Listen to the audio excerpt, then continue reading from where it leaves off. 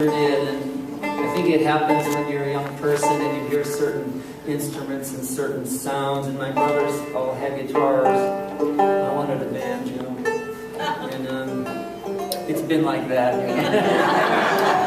And then it wasn't until college time, and a friend of mine was going to the University of Alaska, and he couldn't bring everything with him, so he left me his banjo.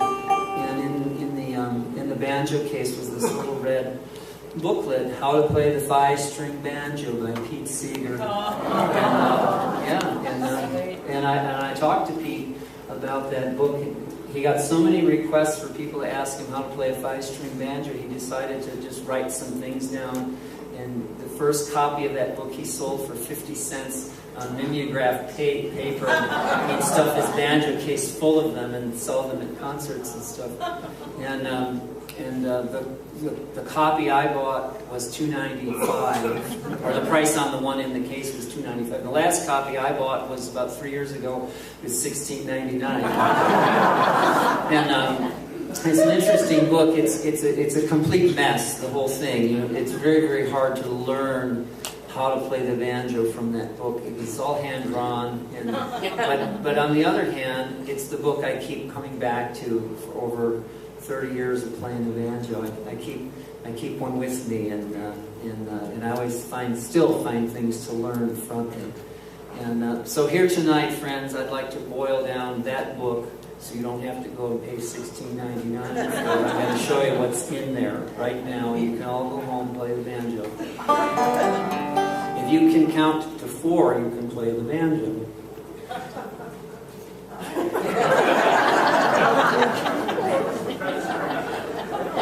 That takes some of us out of the running. And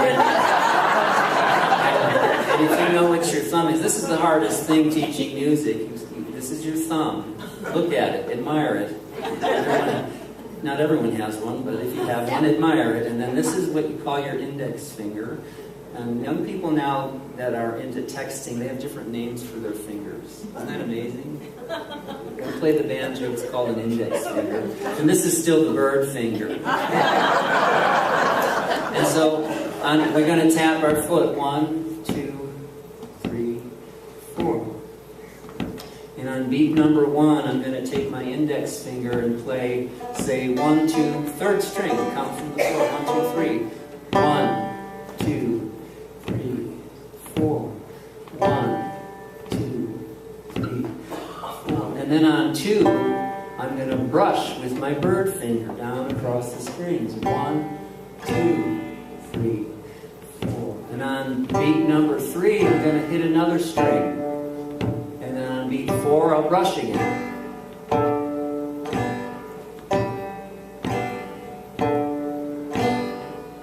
Pretty amazing. Now here's what makes it a banjo, or one of the things that makes it a banjo. In between the beats we count as and.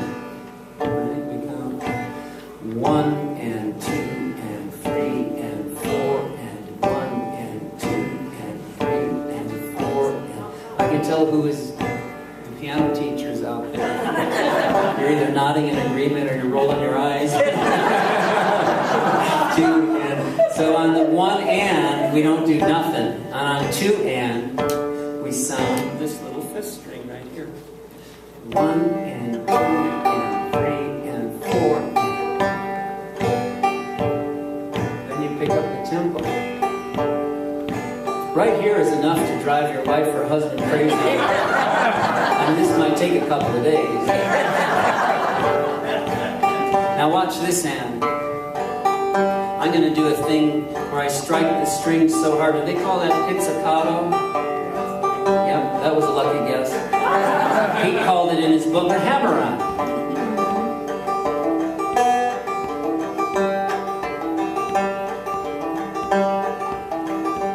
Sounds like a banjo. It should bubble, right? Now those beats, number 1 and number 3, where I picked a single string, you can pick any of the strings in any order you want and try to get in melody.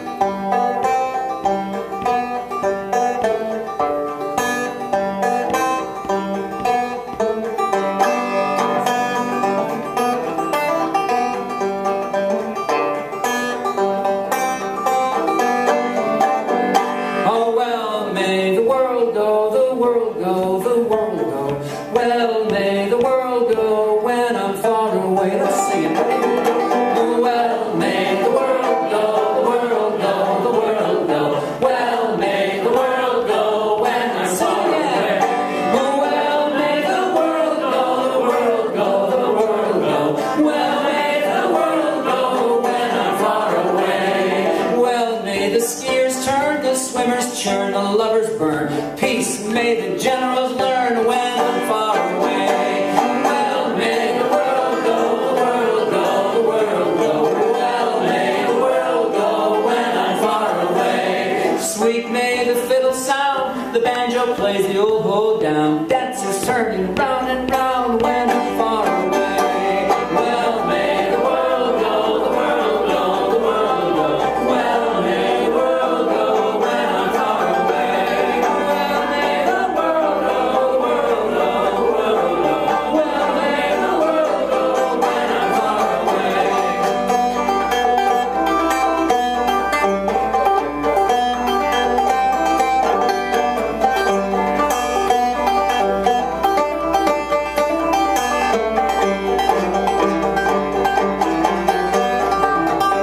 Sweet may the breeze blow clear, may the stream flow blue above, green below, and